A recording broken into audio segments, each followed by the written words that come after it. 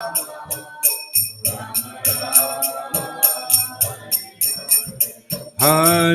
Krishna, Krishna Krishna, Hare Hare, Hare Rama, Rama Rama, Hare Hare.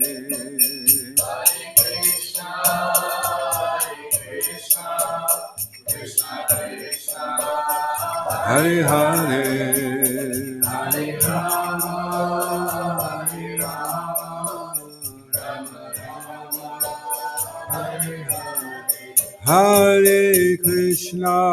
Hare Krishna, Krishna Krishna, Hare Hare, Hare Rama, Rama Rama, Hare Hare.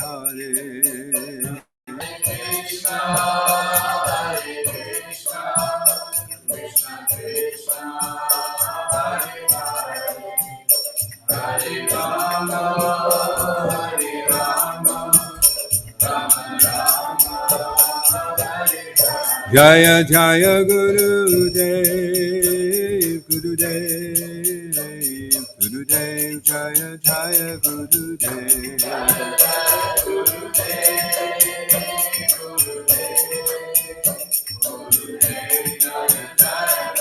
Jaya Jaya Gurudev, Gurudev, Jaya Jaya Gurudev.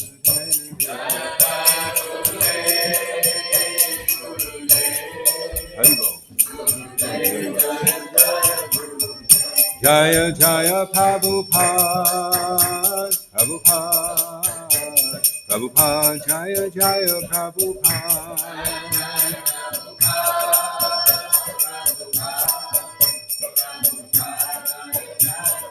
Jaya Jaya Prabhupada, Prabhupada, Jaya Jaya Prabhupada.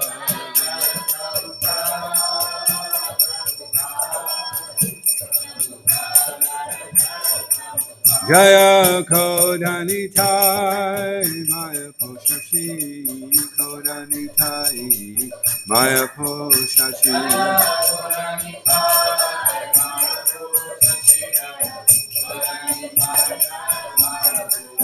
Jaya Kodanitai, Maya Poshashi, Kodanitai, Maya Poshashi.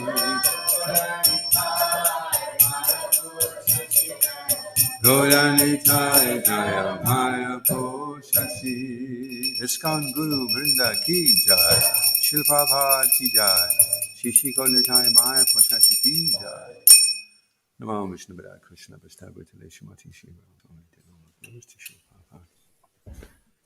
So reading from Srila Prabhupada Lilamrita.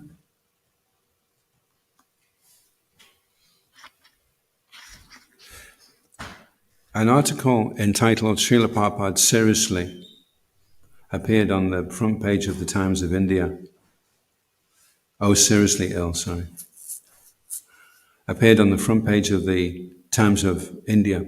On hearing the article, Srila Prabhupada commented, unless they think Bhaktivedanta Swami is important, they wouldn't print this. Giriraj wrote to Srila Prabhupada that many sympathizers had phoned the Bombay temple asking for more information. One of the devotees had issued a statement which the Times of India carried a few days later on page 3 under the heading, Srila Prabhupada now better. So was Srila Prabhupada seriously ill or better? I may live or die, he said. In either case, I am with Krishna.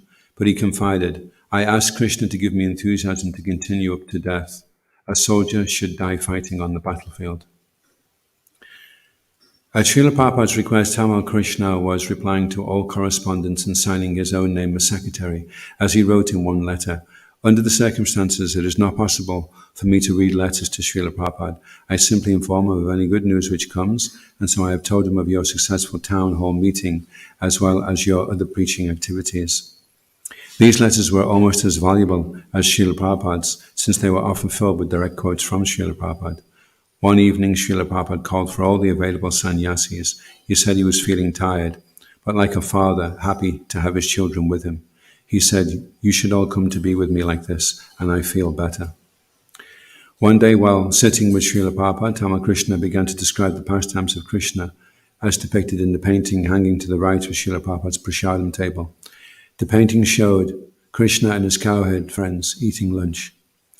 Srila Prabhupada looked at the painting and then, closing his eyes and thinking of the Leela, said, "This is the highest perfection of life. I have concluded that whatever is done without Krishna is simply a waste of time. What will they think of this?" Prabhupada's moods moved and varied within the realm of transcendental emotions and attitudes. To some of the disciples attending him, he said, "I am thinking I am a worthless person, taking so much service. There is no way I can repay you. I am poor in every respect, financially and spiritually." Srila Prabhupada, Ramakrishna protested, Our only desire is to serve you." "I know," Prabhupada replied, "and it is the only reason I am living. All over the world, things are going on by your sincere service." But occasionally Prabhupada would still reprimand an errant disciple. When, in dressing Prabhupada, Upendra gave him a lungi that was too small, Prabhupada called him a fool and a rascal. And when Tamal Krishna did not attend Prabhupada one morning due to having a cold, Prabhupada was critical. "I was never neglectful about my duty in any field of activity," he said. "Even business. Dr. Bose loved me very much. He was giving me checks to sign for 40,000 rupees. I was never lazy or neglectful in duty. I would do it honestly and try to make it perfect. Only I was neglectful when I was involved with my young wife. Then I neglected my studies. That was due to circumstances. And then later I neglected my wife. My father said I was fortunate not to like my family. Krishna saved me through so many circumstances. This material life is checkered." Early one morning, Srila Prabhupada awoke suddenly. "I had a dream," he said to the devotees attending him. "There was a big assembly of drunkards and chanters. The drunkards were madmen. Some of the drunkards were becoming chanters. They cannot stop fighting. The drunkards were so crazy." "Were you there also?" asked Ramakrishna. "Yes, I was standing there also." "But some of the chanters becoming drunkards?" "Chanters cannot fall down," said Srila Prabhupada. "Their names are listed. Back to home, back to Godhead. They are in Krishna's family." Srila Prabhupada ki jai. Om Namo Bhagavate Vasudevaya. Om Namo Bhagavate Vasudevaya. Om Namo Bhagavate Vasudevaya. We're reading from the Srimad Bhagavatam. It's Canto 5, and the chapter is entitled The Descendants of King Priya Vrata, and it's text 5. So I'll just run through the Sanskrit. Pratihat suvachalayam pratihat traya asan ija kovida sunava pratihatu stutyam aja bhumanavajan shatam. So responsibly, please. Pratihat, from King Pratiha. Suvachalayam, in the womb of his wife, named Suvachala. Pratihati Radaya Traya, the three sons Pratihata, Prastota, and Udgata. Asan came into being. Ijakovida, who were all very expert in the ritualistic ceremonies of the Vedas. Sunava, sons. Pratihatu, from Pratihata. Stutyam, in the womb of Stuti, his wife. Aja Bhumano, the two sons Aja and Bhuma. Ajanishatam were brought into existence. Oh, there's no purple. Okay. In the womb of his wife, Suvarachal, Pratiha begot three sons named Pratihata, Prashtota, and Udgata. These three sons were very expert in performing Vedic rituals. Pratihata begot two sons named Ajya and Bhuma in the womb of his wife named Stuti. So I'll just go on to the next translation. In the womb of his wife, Rishikulya, King Bhuma begot a son named Udgita. From Udgita's wife, Devakulya, a son named Prastava was born. And Prastava begot a son named Vibhu through his wife Niyutsa. In the womb of his wife, Rati, Vibhu begot a son named Pritushena. Pritushena begot a son named Nakta in the womb of his wife named Akuti. Nakta's wife was Dhruti, and from her womb the great king Gaya was born. Gaya was very famous and pious. He was the best of saintly kings. Lord Vishnu and his expansions, who are meant to protect the universe, are always situated in the transcendental mode of goodness known as Vishuddha-sattva. Being the direct expansion of Lord Vishnu, King Gaya was also situated in the Vishuddha-sattva. Because of this, Maharaj Gaya was fully equipped with transcendental knowledge. Therefore, he was called Mahapurush. Prabhupada Srila Prabhupada Ki Jai. From this verse, it appears that the incarnations of God are various. Some are part and parcel of the direct expansions, and some are direct expansions of Lord Vishnu. A direct incarnation of the Supreme Personality of Godhead is called Amsa or Swamsa, whereas an incarnation from Amsa is called Kala. Among the Kalas, there are the Vibhinamsa Jivas, or living entities. These are counted among the Jiva Tattvas. Those who come directly from Lord Vishnu are called Vishnu Tattva and are sometimes designated as Mahapurush. Another name for Krishna is Mahapurush, and a devotee is sometimes called Mahaparushika. Om Jnanatimirandasya Gananjana Chalakaya Chakshurun Militam Jena Tasmai Shri Gurave Namaha Shri Chaitanya Manobishtam Stapitam Yena Bhutale Swayam Rupakada Mayam Dadati Swavadantikam Jai Shri Krishna Chaitanya Prabhu Nityananda Shri Advaita Gadadha Shivasadi Gaura Bhaktarinda Hare Krishna, Krishna Krishna, Hare Hare, Hare Rama, Rama Rama, Hare Hare. Vanchikalpatrubhyascha, Kripa Sindhuyevacha, Paditanam Bhavanebhyo, Vaishnavebhyo, Namo Namaha. So we're going through the descendants of King Priya Vrata, and Srila Prabhupada is explaining the different types of incarnations or expansions, and some of the expansions of Vibhinamsa, which is the Jiva. And the Jiva is distinguished from the Vishnu Tattva, which are direct expansions, or Amsa or Swamsa, is that the Jiva is not independent of the laws of nature, and he's not abhigya, which means he's not cognizant, he's not fully aware of everything going on. He's not fully aware even of what's going on in his own body, and sometimes even what's going on in his own mind. And he's certainly not conscious of what's going on outside of that. And the difference is with Krishna, or Vishnu Tattva, that they're aware of everything going on, past, present, and future, without limitation. So there's quite a distinction between the Jiva Tattva and the Vishnu Tattva. Sometimes people, I remember when I was a wee nipper, one of my friends proclaimed that he was God. And we were in a graveyard at the time, actually, so he stood up on someone's tombstone and pronounced, "I am God." And so the idea was, well, if he can be God, then everyone else can do it as well. That was the kind of idea. But of course, that's only because you don't understand what God is.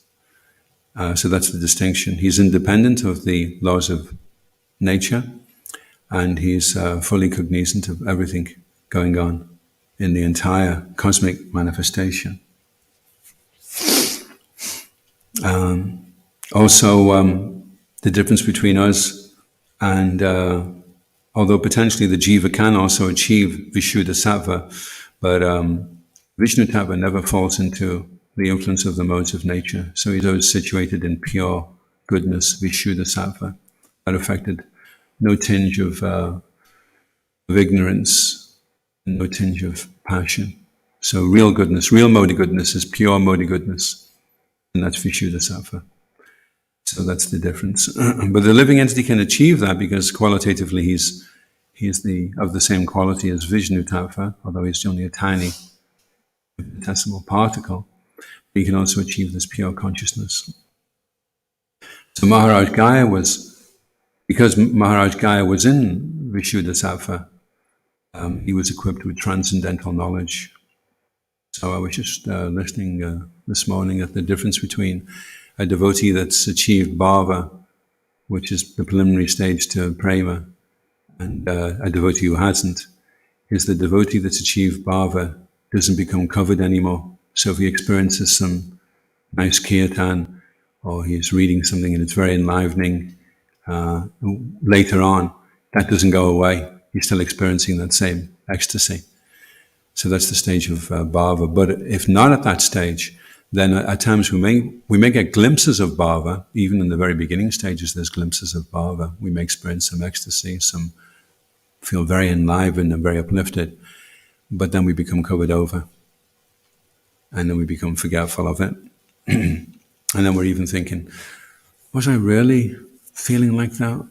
Maybe I was just thinking I was feeling like that. Maybe it wasn't really true, until the next time you experience it. And then you realize, no, this is amazing, And so you have to hang on sometimes in between each glimpse of bhava. But anyway, when you do achieve bhava fully, then you're no longer covered over by the material energy. And that's what is being referred to here is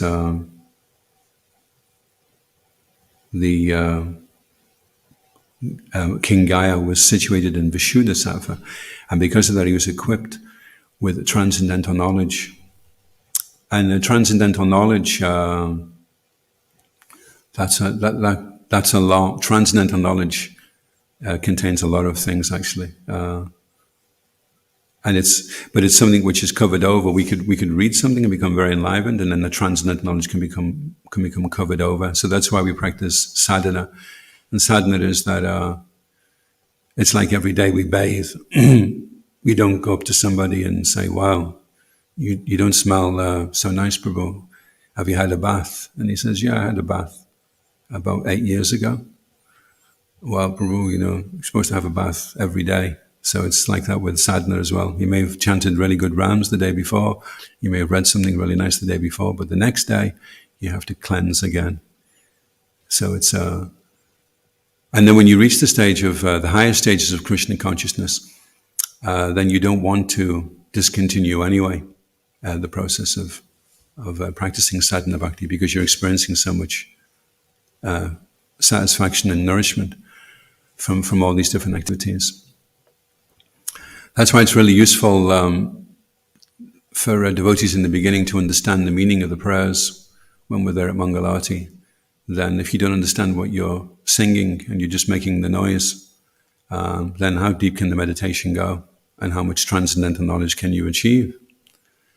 And we have so many really significant prayers throughout the morning program. The Guru Vastika, Guru Puja, Tulsi Devi, Jai Radha Madhava. They're all really powerful, deep.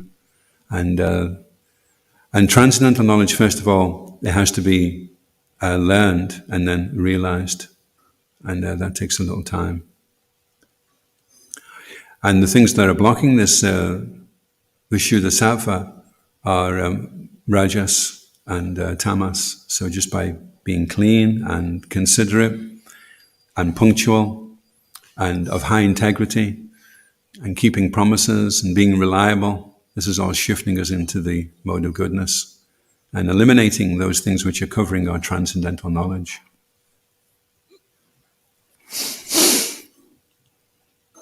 Any questions or comments? There's not so much there, really. Well, for me, anyway. Just wondering if this king guy was anything to do with this guy.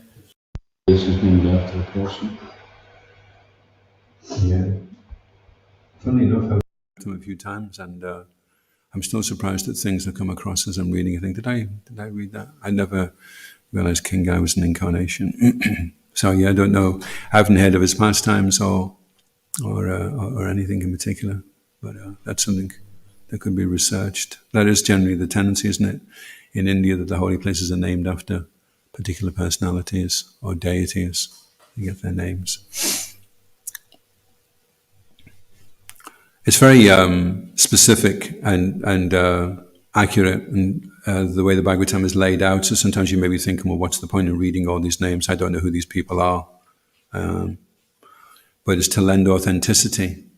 And Srila Prabhupada would do the same in the Chaitanya Charitamrita, give very, very clear instructions of how to get somewhere.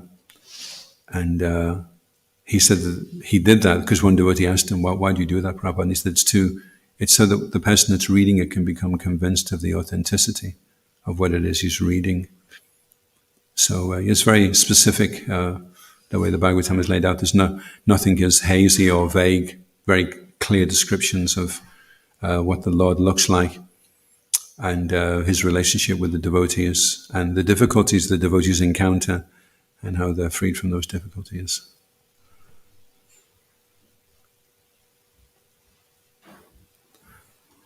So I could just read the next one.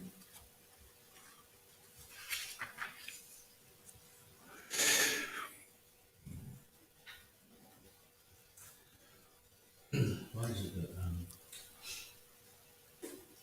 they mentioned this lineage of people?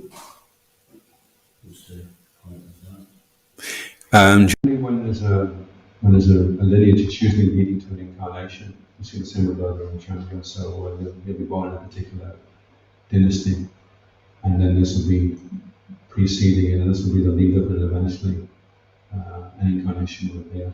So that's how. And what's significant as well is that if you're the father of the father of the father of the father of the father of the father of the incarnation of God, then you won't be in the material world anymore. So then your name and everything about you becomes auspicious, and then hearing about you. And that's why it's there in the pages of the Bhagavatam. The Bhagavatam is the most important things we need to know about what's going on in the universe. And there's a lot going on in the universe. Just like there's a lot going on in the grass field, a lot of things happening. People are eating each other and mating and pulling their head off a caterpillar. And cosmologically that's going on as well in different species. But the only thing that have any real significance is when the Lord or his pure devotee appears. So that's what's on the pages of the Bhagavatam. A couple of examples that would be Vrata, Abraham, who's a descendant of the Vrata dynasty, and Yadav, Krishna, descendant of the Yadav dynasty. Yeah. It's interesting because normally the dynasty gives credit to the person who comes along, but with Krishna he gives credit to the dynasty. Yeah, yeah. There's some temples which in India, before you can get in, you have to tell them which dynasty you're part of. Or you don't get in. Yes, because on the one hand, Lord Chaitanya is coming in saying, it doesn't matter where you are, where you come from, what your family did, just take up Krishna consciousness. And Prabhupada said also that his devotees were kind of like strategically placed in situations, and sometimes in very low-born families, just to illustrate the point, like with Haridas Thakur, that whatever your background, you can become a pure devotee, you can chant the pure holy name, nobody can use that as an excuse. So you have that. Lord Chaitanya came to smash this whole lineage idea that, well, if you're not born of this or that, and he emphasized more the qualification of the person was the quality that the person displayed than which lineage he came in. So that unfortunately that has been abused. But when we look back in previous ages, sometimes millions of years ago, then it was very It wasn't. It was a very pure situation, and kings were born of good parents, and they would give. And that's why it's interesting as well that, I mean, you must be of good caliber if an incarnation of God takes birth. That doesn't happen to ordinary people, isn't it? Although people may think their child is an incarnation of God. But so that's a very so you have that, you have what the original system was, the original Varnashram, and then you have everything breaking down, and then you have Lord Chaitanya coming and saying, okay, everyone can have the opportunity now. But then, even then, if you say, okay, now I've become a devotee, I've got my tilak on, I'm wearing the latest silk chudder, everything's cool, I'm A-okay. That's okay, and maybe you've been initiated now and you have a different name and you've got a really nice seeker, that's really, really good. But now, how are you going to conduct yourself? Your sadhacha, what qualities are you displaying to indicate that you're different than somebody else? You know, if you take 100 people and you watch them on CCTV, can you tell which ones are the devotees by the way they act? So that should be the distinguishing feature, that the devotee's behavior distinguishes him from somebody who would come from, or even himself, the background that he's come from and the conditioning he has and his default nature. Is he able to resist that? Is he strong enough in his practice of spiritual life to resist behaving in the way that the modes of nature would impel him to behave normally? Because we all have our deck of cards. We've all been dealt a deck of cards, and that's your karma. That's what you're born with. You have a particular body, particular mentality, and particular samskaras that are there on your mind from previous lives and also from this one. And then the challenge is, are you going to be able to change? And because it takes so much energy to change, we need every ounce, every fiber of energy that we've got to change ourselves. We don't have the time or energy to try and change anybody else. So we focus on ourselves, that's probably the easiest way to change somebody, actually, is just to change yourself. Because people will treat you differently if you change. People that were really really rude to you and horrible to you, they will change. Also, if you have genuine respect for people, then that communicates through on a level that it's not really conveyed in words. If a person has respect for you, you kind of feel that, when you're interacting with them. Interestingly, one boy became a teacher because he had so much respect for his teacher, and he met the teacher later on in a reunion, and he said, why did you become a teacher? He said, I became a teacher because you had such an amazing effect on my life. And the teacher said, really? He said, don't you remember that story of how I stole the watch? And he goes, no, what was that? And he goes, I stole the watch, and you said in front of everybody in the classroom, this boy has been given a nice present by his parents. It's a very expensive watch. It's been stolen. Please, will the person who has stolen it bring it up now to the front of the classroom? And he says, I wasn't going to give it back, because he was very poor. And so he just kept it in his pocket. So the teacher said, okay, I want everyone to stand up in a line, and I'm going to go through everyone's pockets. He says, but I want everyone to keep their eyes closed. So he kept his eyes closed. He went through everyone's pockets, and he found the watch. But the teacher didn't stop there. He carried on, searching all the other boys' pockets. And at the end, he said, okay, everyone sit back down. And he said, okay, there's your watch. So the boy was really struck by the fact that the teacher wasn't going to say who it was, because he wanted to protect his dignity. And he knew how embarrassed he would be. And maybe he thought, well, he's really poor, so maybe that's why he took it. Anyway, whatever it was, he didn't judge him or anything. And so years later, he told him the story, and the teacher's looking at him like he doesn't recognize. He says, "Don't you recognize me?" And the teacher says, "No, because I had my eyes closed as well." So that had such an impact on the boy. He thought, well, if if you can have that kind of an effect on people's lives, then I would like to do the same with others. So, Shishikoritai Maya Pashashi Ki Jai. So that's the challenge, isn't it? Can we be like that so that we can have that effect on others?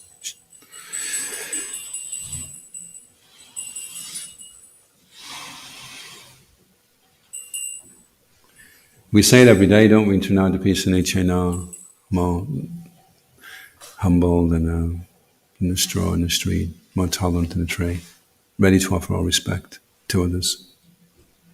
And if you do that, then because doing that is very austere. Actually, it's probably one of the greatest austerities is being humble.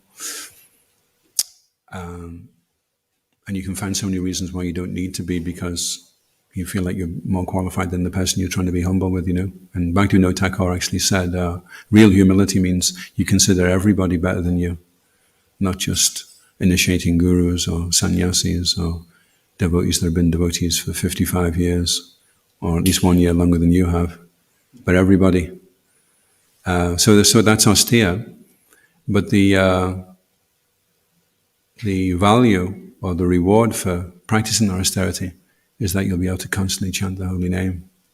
So that's why it's difficult to chant the holy name, because the lack of humility and tolerance, and the lack of the desire to want to show respect to others. And we say that so many times that it can lose its meaning. It's just like, okay,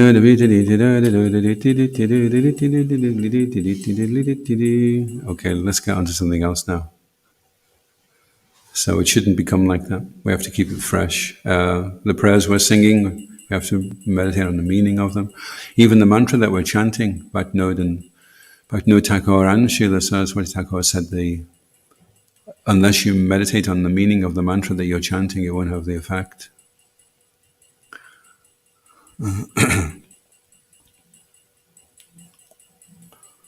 So, any other questions or comments?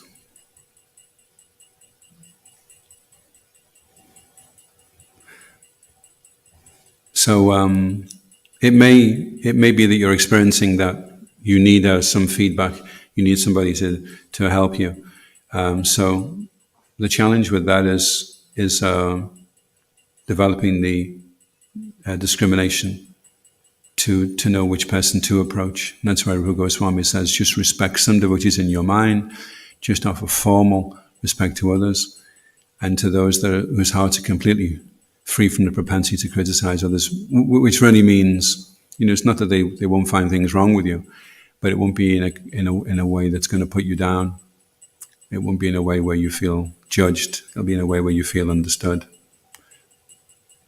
which is completely different, actually. So if you find that person, and then you can reveal your heart and mind to that person, then it's Niranjan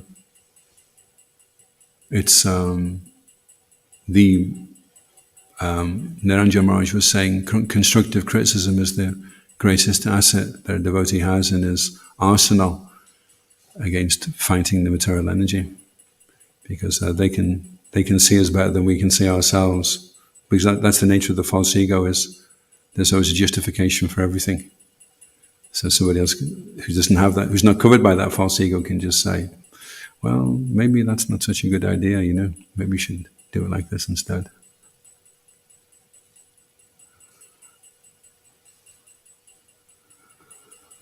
So that takes humility. I'm just speaking theoretically, of course. So, any questions or comments? The next one's quite long, actually, so I won't go into that one just now, because it's a really, really long translation. It's quite a long purport as well. Jai.